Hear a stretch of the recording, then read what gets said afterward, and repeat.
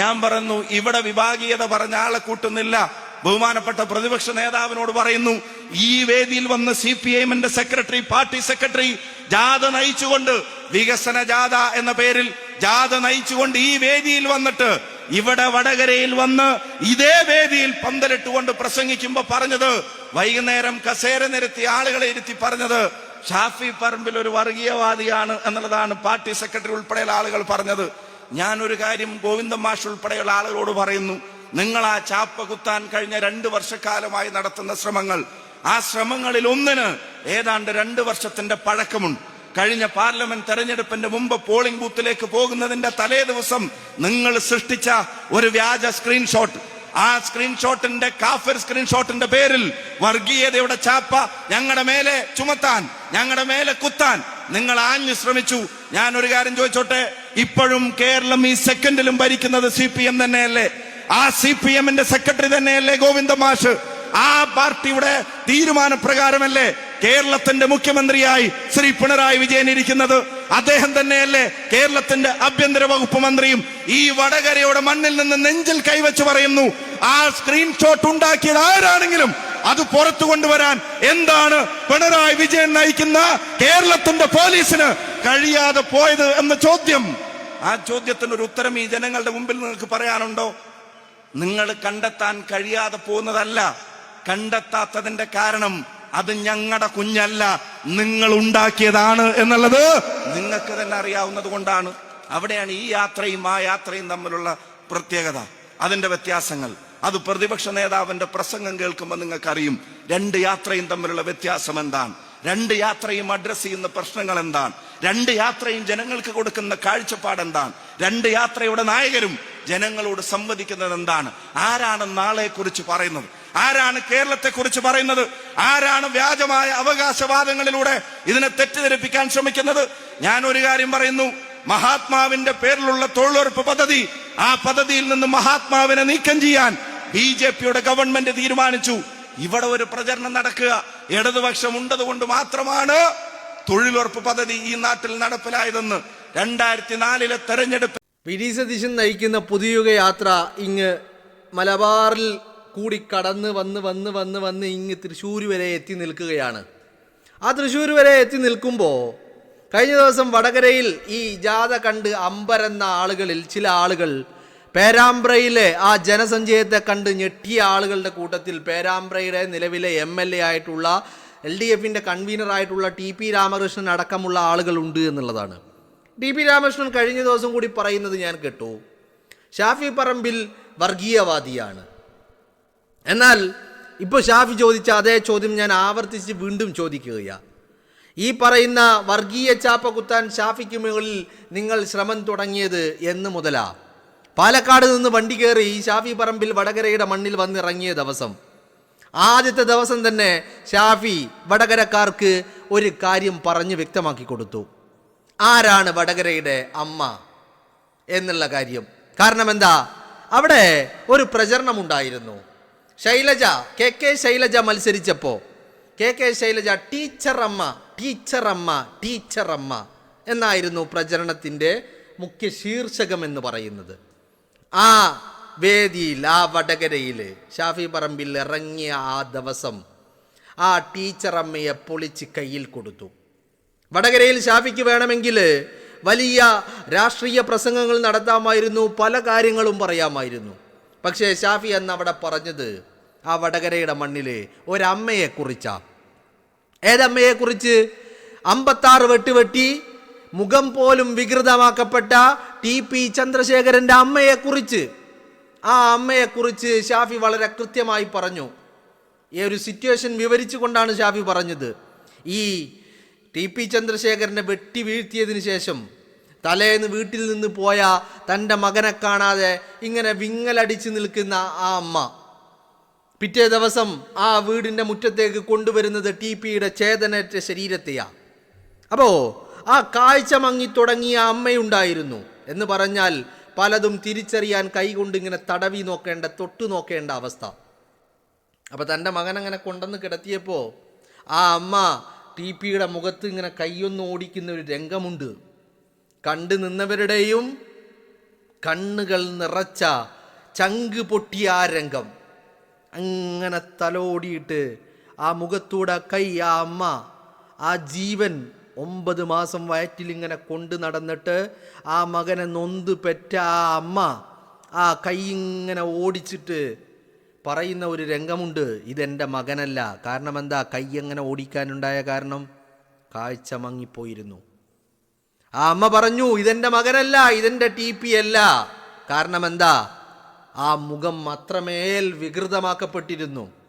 അന്ന് ഷാഫി വടകരയുടെ മണ്ണിലെ വടകരക്കാർക്ക് ആ യഥാർത്ഥ അമ്മയെ അങ്ങോട്ട് പരിചയപ്പെടുത്തി. അന്ന് മുതൽ വിറളി പിടിച്ചതാണ് ഷാഫിയെ വർഗീയവാദിയാക്കാൻ, ഷാഫിയെ വിഭാഗീയതയുടെ ആളാക്കാനുള്ള ശ്രമം. പക്ഷേ ഞാനിപ്പോഴും ഓർക്കുന്നു, മരുമോൻ റിയാസ് ഉണ്ടല്ലോ, ആ മരുമോൻ റിയാസ് വടകരയിൽ ഒരു പ്രചരണ യോഗത്തിൽ 2024 പാർലമെൻറ്റ് തെരഞ്ഞെടുപ്പിലെ കാര്യമാണ് പറയണേ. ഒരു പ്രചരണ യോഗത്തിൽ സംസാരിക്കുക. എന്താ സംസാരിക്കുന്നത്? കോൺഗ്രസിന് കേരളത്തിൽ കിട്ടാവുന്ന ഏറ്റവും വലിയ സ്ഥാനാർത്ഥി അന്ന് രാഹുൽ ഗാന്ധിയാ. ആ രാഹുൽ ഗാന്ധി വടകരയിൽ നിന്ന് മത്സരിച്ചാലും ശൈലജ ടീച്ചറെ തോൽപ്പിക്കാനാവില്ല. ശൈലജ ടീച്ചർ ആഗോള വ്യക്തിത്വമാണ് എന്നാണ് പറയുന്നത്. പക്ഷേ ശൈലജയെ തോൽപ്പിക്കാൻ, പെരുന്നുണച്ചിയെ തോൽപ്പിക്കാൻ, മഹാഫ്രോഡിനെ തോൽപ്പിക്കാൻ രാഹുൽ വേണ്ടി വന്നില്ല. രാഹുലിൻ്റെ അനുയായി ഷാഫി തന്നെ ധാരാളമായിരുന്നു. 1,14,506 വോട്ടിന് കോട്ടകൾ തകർത്ത് പൊളിച്ചുകൊണ്ട് ഷാഫി പറമ്പിൽ വടകരയിൽ നിന്ന് വിജയിച്ചു കയറി അല്ലേ? അപ്പോൾ അത് കഴിഞ്ഞിട്ട് വടകരയിൽ കാണുന്ന രംഗങ്ങളെന്നാ? പാർട്ടി ഗ്രാമങ്ങളെന്നും പാർട്ടി കോട്ടകളെന്നും വിശേഷിപ്പിക്കപ്പെടുന്ന ഗ്രാമങ്ങൾ അല്ലെങ്കിൽ കോട്ടകൾ ഇങ്ങനെ വിണ്ട് കീറി വിള്ളൽ വീണ് തകർന്നടിയുന്ന കാഴ്ചയാണ് കണ്ടുകൊണ്ടിരിക്കുന്നത്. അത് ഏറ്റവും ഒടുവിലായിട്ട് ഈ തദ്ദേശ തെരഞ്ഞെടുപ്പിൻ്റെ ഫലം ഇങ്ങോട്ട് വന്നപ്പോൾ 20, 25, 30, 10, 15 വർഷക്കാലം അടക്കി ഭരിച്ചിരുന്ന കോട്ടകൾ തകർന്നു തരിപ്പണമായി എന്ന് പറഞ്ഞാൽ നാമാവശേഷമായി. അത് കഴിഞ്ഞോ? അത് കഴിഞ്ഞ് പുതുയുഗ യാത്ര കാസർഗോഡ് നിന്ന് ഇങ്ങോട്ട് ആരംഭിക്കുക. ആ യാത്ര ഇങ്ങനെ കടന്നു വരിക. അതിനു മുൻപ് പുതുയുഗ യാത്ര തുടങ്ങുന്നതിന് മുമ്പ് ഗോവിന്ദന്റെ നേതൃത്വത്തിൽ അവിടുന്ന് ഇങ്ങോട്ടൊരു വികസന മുന്നേറ്റ യാത്രയും, ആ യാത്ര കടന്നു പോയതിന് തൊട്ട് പിന്നാലെ പുതുയുഗ യാത്ര ഇങ്ങനെ വരിക.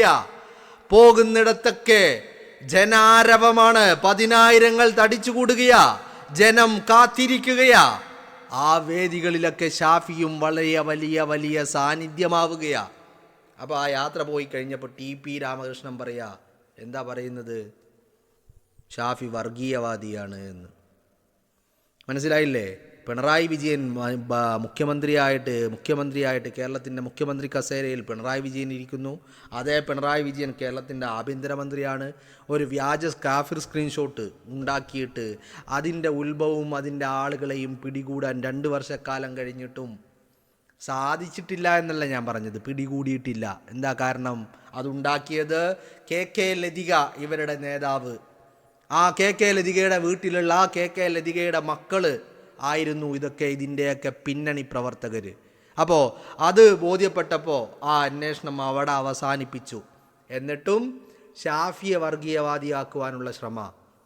എന്നാൽ ഈ സഖാക്കൾ പിണറായി വിജയൻ അടക്കമുള്ള ആളുകൾ കൊണ്ടു നടക്കുന്നത് ആരെയാ?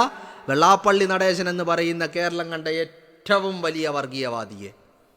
ആ വർഗീയവാദിയെ തോളിൽ കൈയിട്ട് പാലൂട്ടി വളർത്തി കൂടെ കിടത്തി കൂടെ കാറിൽ കയറ്റി കൊണ്ടു നടക്കുന്ന പിണറായി വിജയന് അതേക്കുറിച്ച് ഒന്നും പറയാനില്ല.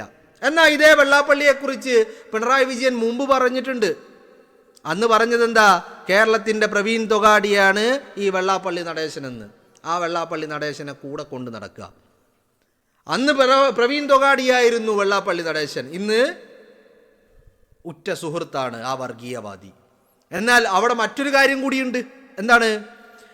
2021 വരെ CPMൻ്റെ വോട്ട് ബാങ്കായ ജമാഅത്തെ ഇസ്ലാമി, ആ ജമാഅത്തെ ഇസ്ലാമി ഈ 2025 ആയപ്പോൾ അല്ലെങ്കിൽ 26 ആയപ്പോൾ അവരുടെ വോട്ട് കിട്ടില്ല എന്നായപ്പോൾ അവരെ വർഗീയവാദിയാക്കി. പ്രവീൺ തൊഗാഡിയെ ഉറ്റ സുഹൃത്താക്കി, ഉറ്റ സുഹൃത്തിനെ വർഗീയവാദിയുമാക്കി.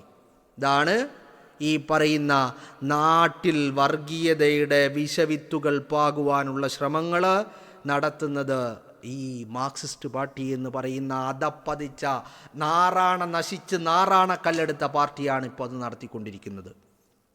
എന്തിനു വേണ്ടിയിട്ട്? അധികാരത്തിന് വേണ്ടിയിട്ട്. കാരണം അധികാരത്തിലിരിക്കുന്ന വ്യക്തിക്കും പാർട്ടിയുടെ തലപ്പത്തിരിക്കുന്ന വ്യക്തിക്കും ഇതിൻ്റെ നേതാക്കൾക്കും എല്ലാവർക്കും ഒരു ബോധ്യമുണ്ട്. എന്താണ് ആ ബോധ്യം? ആ ബോധ്യം എന്ന് പറയുന്നത് അധികാരമില്ലെങ്കിൽ പിന്നെ ഈ പാർട്ടി നശിച്ച് നാറാണക്കല്ലെടുക്കും, തീരും അതോടുകൂടി എന്നുള്ളത്. പക്ഷേ ജനമെല്ലാം നോക്കിക്കാണുന്നുണ്ട് എന്നുള്ളതാണ് അതിൻ്റെ വലിയ മഹാത്മ്യം എന്ന് പറയുന്നത്. ഇവിടെ തദ്ദേശ തെരഞ്ഞെടുപ്പ് ഫലം 2025 ഡിസംബർ 13 തദ്ദേശ തെരഞ്ഞെടുപ്പിൻ്റെ ഫലം വരുമ്പോൾ, അങ്ങനെ ഒരു ഫലം വന്നപ്പോൾ ജനം ഒരു ട്രെയിലർ, ഒരു സാമ്പിൾ വെടിക്കെട്ട്, തൃശ്ശൂർ പൂരത്തിനൊക്കെ ഒരു സാമ്പിൾ വെടിക്കെട്ട് ആദ്യം ഉണ്ടാവും, അതുപോലെ ഒരു സാമ്പിൾ വെടിക്കെട്ട് ജനം കാണിച്ചു കൊടുത്തിട്ടുണ്ട്. ഇനി പിക്ചർ അബീബി ബാക്കി ഹെ ബായി എന്ന് പറയുന്ന രീതിയിൽ. അപ്പോൾ ഷാഫിയെ വർഗീയവാദിയാക്കുവാനുള്ള ശ്രമങ്ങൾ തുടങ്ങിയിട്ട് കാലമെത്രയായി എന്ന് ചോദിച്ചാൽ വളരെ കൃത്യമായിട്ടത് പറയാൻ കഴിയും. വടകരയിൽ ഷാഫി മത്സരിക്കാൻ വന്നിറങ്ങിയ ദിവസം മുതൽ എന്ന്. എന്താ കാര്യം? ചങ്ങാതിക്കൊരു പ്രത്യേകതയുണ്ട്. പോകുന്നിടത്തൊക്കെ വലിയ സ്വീകാര്യതയാണ്. ജനങ്ങളെ കയ്യിലെടുക്കുവാനുള്ള വല്ലാത്തൊരു കഴിവ്. ജനങ്ങൾ എന്ന് പറഞ്ഞാൽ പ്രത്യേകിച്ച് സ്ത്രീ സമൂഹത്തിൽപ്പെടുന്ന ആളുകൾ, അമ്മമാർ, യുവതികൾ, ചെറിയ കുട്ടികൾ, അങ്ങനെ തുടങ്ങി വീടുകളിൽ വേണ്ട എല്ലാ ആളുകളെയും ഇയാൾ അങ്ങോട്ട് കയ്യിലെടുക്കുക. എല്ലാവർക്കും വലിയ ഇഷ്ടമാണ്. എല്ലാവരും അയാൾ പറയുന്ന പോലെ കേൾക്കുക, അയാൾക്ക് സപ്പോർട്ട് ചെയ്യുക. അപ്പം എന്താ സംഭവിക്കുന്നത്? പാർട്ടി ഗ്രാമങ്ങളൊക്കെ തകർന്നടിയുക. പിന്നെന്താ ഒരു മാർഗം? ഇനി മാർഗം അയാളെ വർഗീയവാദിയാക്കണം. ആ ചാപ്പ കുത്തിയിട്ട് അയാളെ തകർക്കാൻ ശ്രമിക്കുന്ന പല ചാപ്പകൾ കുത്തി നോക്കി. രാഹുൽ മാങ്കൂട്ടത്തിൽ വിവാദമുണ്ടായപ്പോൾ അതിനെ ഷാഫിയിലേക്ക് എത്തിക്കുവാനുള്ള പല വഴികളും നോക്കി. പക്ഷേ എങ്ങനെ കളിച്ചിട്ടും ഷാഫിയിലേക്ക് അങ്ങോട്ട് എത്താൻ സാധിക്കുന്നില്ല. അങ്ങനെ വടകരയിൽ ശൈലജക്കേറ്റ തോൽവിയിൽ പരിഭ്രാന്തരായി കോട്ടകൾ തകർന്ന് തരിപ്പണമാകുന്നത് കാണുമ്പോൾ അയാളെ വീണ്ടും ഈ വർഗീയതയുടെ കാടിളക്കി, ജനങ്ങളെ ഭിന്നിപ്പിച്ച്, ജനങ്ങളെ തമ്മിലടിപ്പിച്ച് അതിലൂടെ നേട്ടം കൊയ്യുവാനുള്ള ശ്രമങ്ങൾ ഈ പറയുന്ന ആളുകൾ നടത്തിക്കൊണ്ടേയിരിക്കുകയാണ്. അതിൻ്റെ ഏറ്റവും ലേറ്റസ്റ്റ് വേർഷനാണ് നമ്മളിപ്പോൾ ഈ പറയുന്ന പുതിയുഗ യാത്ര ഇങ്ങനെ കടന്നു പോകുമ്പോൾ പോലും കണ്ടത്.